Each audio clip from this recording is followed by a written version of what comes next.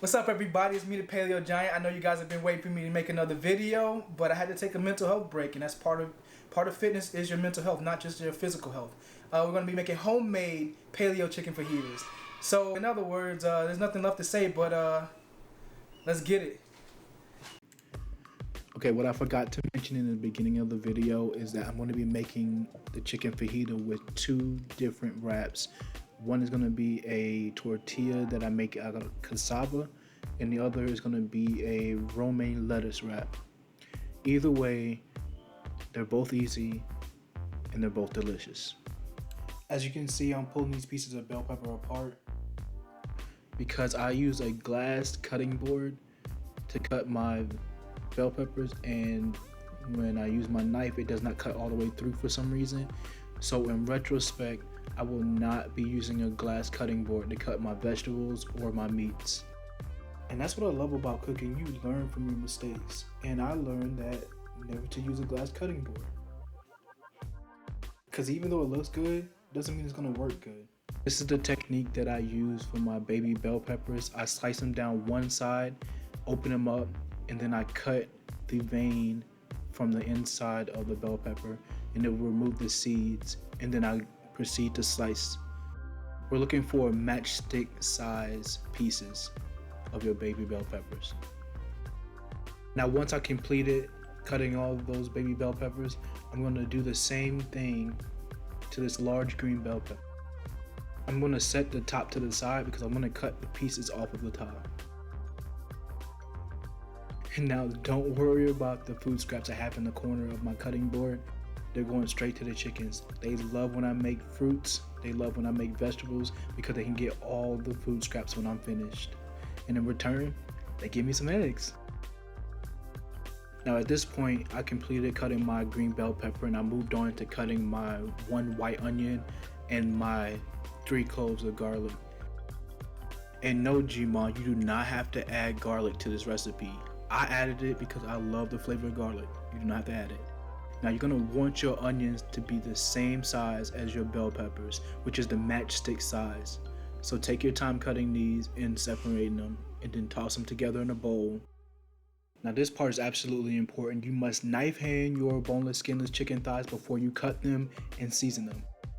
Now this seasoning I have here is my chicken fajita seasoning. This is my recipe, so you can find this on my website. I'll give you the exact measurements. I was completely kidding about the knife hand. That is absolutely optional. Now I'm trimming off some of the excess fat on this boneless, skinless chicken thigh, only because I'm trying to eat healthier. We don't need all this excess fat. And I can assure you that the flavor of this meal will not be impacted by you trimming off some of the excess fat. And I'm sure y'all noticed, but I'm gonna say it anyway. I'm cutting these boneless, skinless chicken thighs the longer way rather than the shorter way because I'm cutting against the grain. So what I mean by cutting against the grain is that you are shortening the fibers in the piece of meat. Therefore, when you cook it and you actually finish cooking it and you eat it, it will be a tender bite rather than a more dense bite because the fibers are shorter. And I'm going to continue to cut it this way with the rest of the boneless, skinless chicken thighs until it is complete. And as we all know, when we're using a sharp knife, you gotta take your time. There's no rush. Take your sweet time and don't hurt yourself.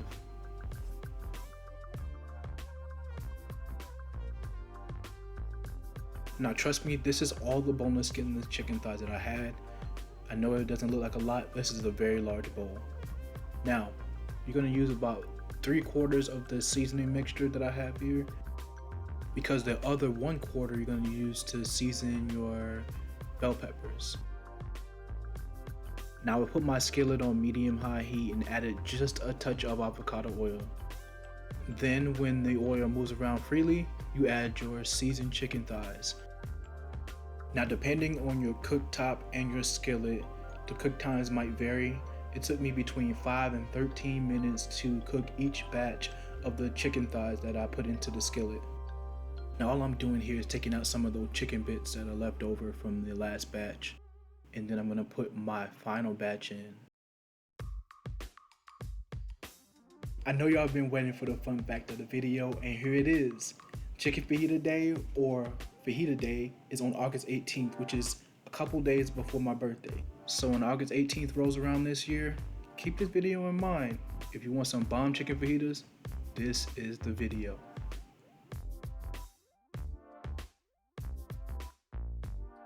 Now this is the color that we're looking for. This nice golden, deep golden brown color for our chicken fajita is gonna have so much flavor.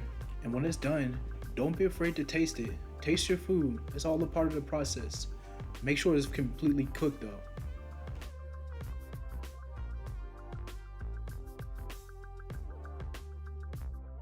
And now that I've finished my last batch, I'm gonna take a paper towel and wipe out the excess oil and fats. And I'm gonna leave all of that flavor in the bottom of that skillet. Cause you know what we're gonna do next? We're gonna take our onion and pepper mixture, put it in there, and it's gonna release from the bottom and attach itself to the mixture. And now we're just compounding flavors here. And this is where you give your onions and pepper mixture the help they deserve. The more you mix this, the more it becomes a beautiful medley of aromatics.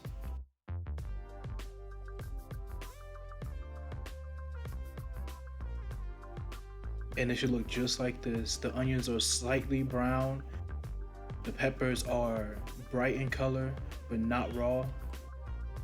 And if you can see inside the bottom of the skillet, that flavor that I was talking about before is gone. It has incorporated itself onto our mixture. Now it's time to set those aside and get to making our tortillas.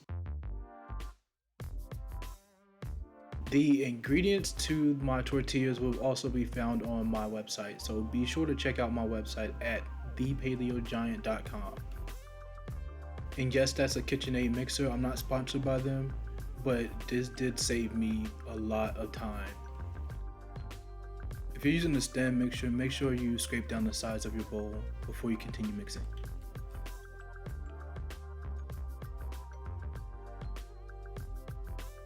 And a key step for making these tortillas is checking the texture of this dough.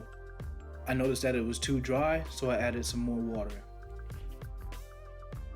So for some reason, I could not get this mixture right the first time, so it was too dry, so I had to add more water. And it was too wet, I had to add more flour. And that kept going on and on until I eventually got the consistency I was looking for.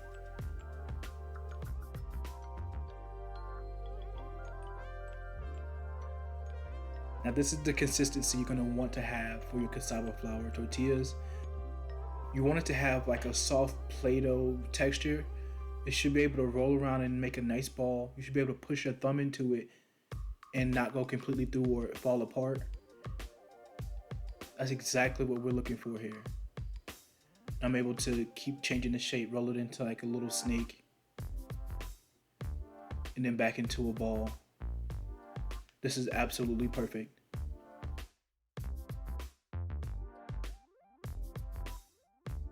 So while I have my cast iron skillet preheating on the stovetop, I have my 8-inch tortilla press in which I put my cassava flour tortilla ball into the press and give it a nice push. And I'm not gonna lie, I'm not really good at using a tortilla press, so I'm gonna be rotating this and rotating it until I get it to the desired size. If anybody can tell me what I'm doing wrong, it would be nice. So anybody from the Latinx community, if you can tell me what I'm doing wrong, please do. I need the help. So I peel off one side of the plastic and I peel off the other side after flipping it onto my hand, and I move these over to my hot skillet. Now don't get me wrong, these will never beat the original, but they are pretty close. Look at the color on these tortillas. Beautiful, just beautiful. And remember I said I'm making chicken fajitas 2 different ways. If you don't have the time to make the tortillas, you can get a lettuce wrap. Make sure the lettuce wrap is large enough to fold over so you can roll it over and eat it like a tortilla. That's good. And you're gonna cut that thick vein on the back. And I'm gonna show you how.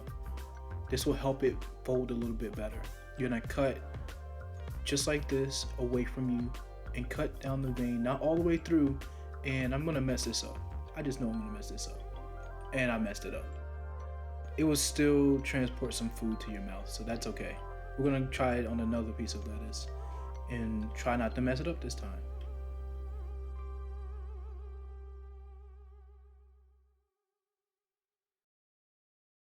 And the key is to take your time. If you rush like I did before, you're gonna get the same results. You're gonna rip off half of your lettuce wrap. So take your time. There we go, and it folds a lot better. Nice.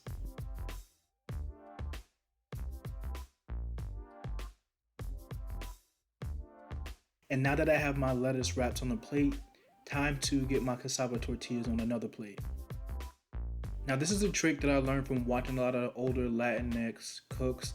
They put a kitchen towel on top of their tortillas and it keeps them nice and piping hot. I thought that was so cool. It worked so well. Okay, I burnt one of my tortillas. I'm not perfect. I'm gonna be using a kitchen towel every time I make tortillas because this is a tradition that works. Look how pliable these are. These will definitely hold what I'm gonna be putting on top of them.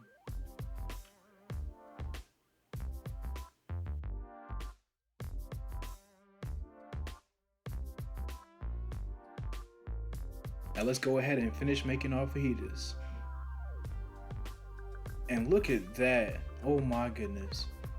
Absolutely amazing. Some sriracha. I made a coconut cream sauce to help even out the flavors. And let's not forget our homemade tortillas. Oh my goodness. Look at that.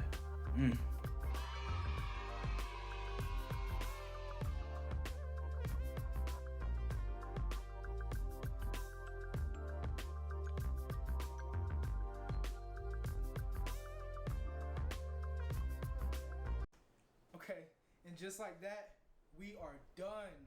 As you can tell from my apron, that was very messy. It was a very messy job. But as you can see, you got our chicken fajita two ways. We have our chicken fajita on a lettuce wrap and a chicken fajita on a cassava and almond flour tortilla. So, thank you for watching my video, and I really want to say thank you to everyone that helped me make this video. Don't forget to like, comment, and subscribe. Follow me on all social medias. I'm on TikTok, I'm on Pinterest. Go ahead and follow me on all those.